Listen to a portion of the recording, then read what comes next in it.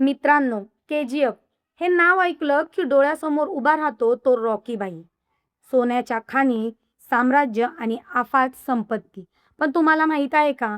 ज्या खऱ्या KGFवर हा चित्रपट आधारित आहे, ती जगप्रसिद्ध सोन्याची खाण आज बंद आहे. आणि सर्वात मोठा प्रश्न असा, की जर ते इतकं सोनं होतं, तर मग ती खाण बंद का करण्यात आली? सोनं संपलं होतं, की सरकारने जाणून-बुजून ती बंद केली? की आजही त्या खाणीत हजारो कोटीचं सोनं दडलं आहे. आजच्या या स्टोरीमध्ये आपण जाणून घेणार आहोत KGF म्हणजेच कर्नाटकातील कॉलर गोल्ड फील्डची संपूर्ण इतिहास. जगातील सर्वात खोल खाणींपैकी एक असलेलं ही खाण कशी उभी राहिली, कशी कोसळली आणि आज पुन्हा सुरू होण्याची चर्चा का सुरू आहे? मंडळी, KGF म्हणजे कोलर गोल्ड फाईल्स, कर्नाटकमधील कोलार जिल्ह्यातील एक ऐतिहासिक सोन्याची खाण.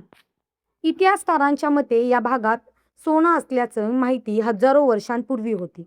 पण आधुनिक पद्धतीने सोन्याचं उत्खनन सुरू झाले. 1880 मध्ये British company John Taylor and सन्सने येथे मोठ्या प्रमाणात उत्खनन सुरू केलं. अवघ्या काही वर्षात ही खाण जगभर प्रसिद्ध झाली, कारण इथून प्रचंड प्रमाणात सोनं बाहेर येऊ लागलं.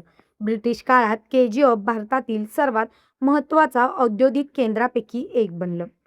एक काळ असा होता जेव्हा भारतात निर्माण होणाऱ्या सोन्यांपैकी तब्बल 95% अधिक सोनं KGF मधून येत होतं. KGF मुळे ब्रिटिश सरकारला प्रचंड महसूल मिळत होता. इथे रेल्वे आली, आधुनिक वसती उभ्या राहिल्या, रुग्णालय बांधली गेली, शाळा सुरू झाल्या आणि KGFला मिनी इंग्लंड असं म्हटलं जाऊ लागलं. विशेष म्हणजे 1902 मध्ये वीज मिळालेल्या भारतातील सुरुवातीच्या शहरांपैकी KGF एक होतं.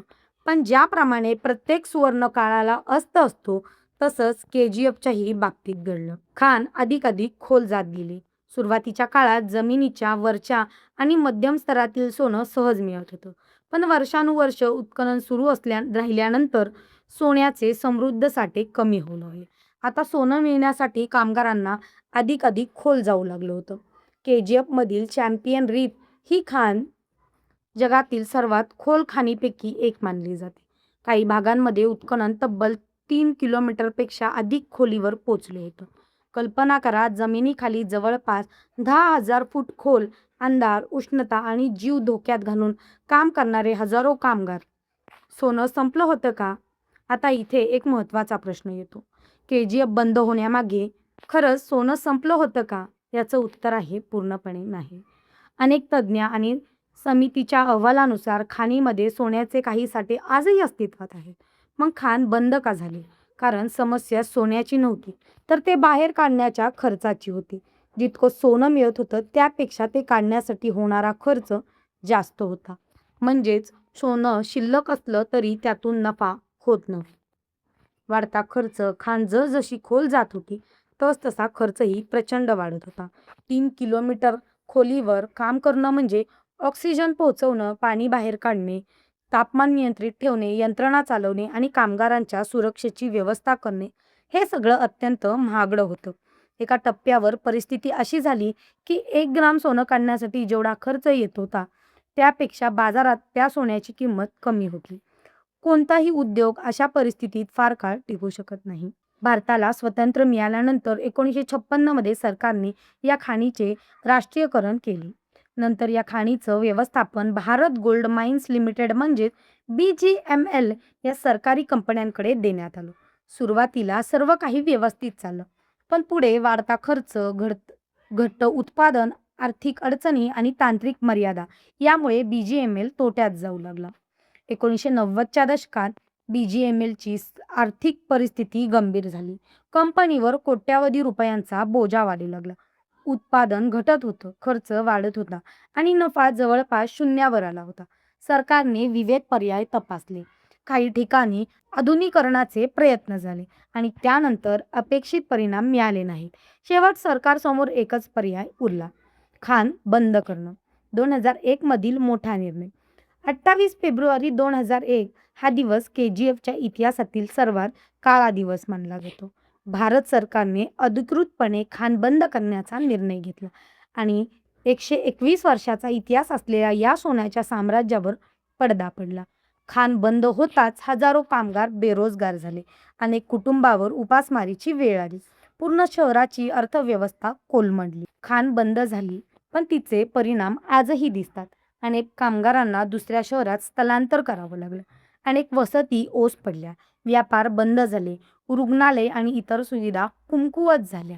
संशोधन अहवालानुसार बेरोजगारी, गरिबी आणि सामाजिक समस्या मोठ्या प्रमाणावर वाढल्या.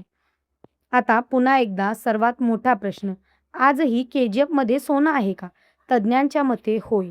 काही प्रमाणात सोनं अजूनही असण्याची शक्यता आहे. काही अहवालांमध्ये लाखो टन सोन्याचा धातूक शिल्लक असल्याचा उल्लेख करण्यात आला आहे. मात्र ते सोनं काढण्यासाठी प्रचंड गुंतवणूक, आधुनिक तंत्रज्ञान आणि दीर्घकालीन नियोजन आवश्यक आहे. फक्त सोनं असून पुरेसं नसतं. ते फायदेशीर पद्धतीने काढता येणं अधिक महत्त्वाचं असतं. गेल्या अनेक वर्षात KGF पुन्हा सुरू करण्याबाबत चर्चा अनेक वेळा झाली आहे. सुप्रीम कोर्टापासून केंद्र सरकारपर्यंत अनेक स्तरांवर पुनरुज्जीवनाचे प्रस्ताव मांडले गेले. कारण आज सोन्याच्या किमती पूर्वीपेक्षा खूप जास्त आहेत.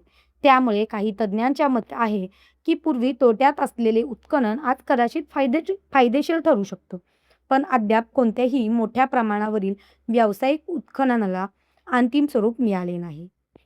खाण बंद होऊन 25 वर्षांहून अधिक काळ लोटला आहे.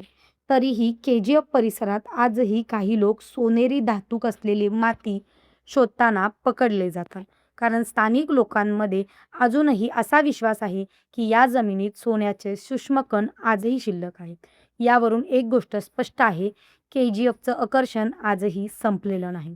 मित्रांनो, KGFची खाण बंद होण्यामागचं कारण सोनं पूर्णपणे संपलं नव्हतं. खरं कारण होतं वाढता खर्च, खोलवर असलेले साठे, घट्ट उत्पादन आणि तोट्यात गेलेली व्यवस्था.